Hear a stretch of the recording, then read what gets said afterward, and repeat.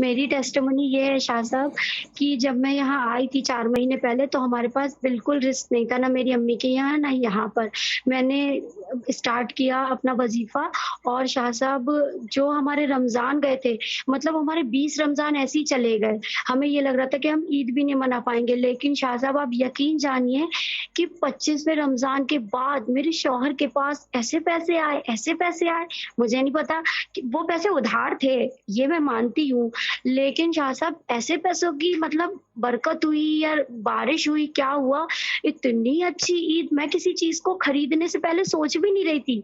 खरीदे जा रही थी माशाल्लाह आपके प्लेटफ़ॉर्म की बदौलत ये सब कुछ हुआ। मुझे नहीं लग रहा था कि मेरे हालात इतनी जल्दी इतने बेहतर होंगे। शाह साहब आपका प्लेटफ़ॉर्म बहुत अच्छा है। उन गरीबों के लिए शाह साहब मेरे पास आप ये समझिए मेरे पास बिल्कुल पैसे नहीं थे। एक पर्स में ₹1 नहीं।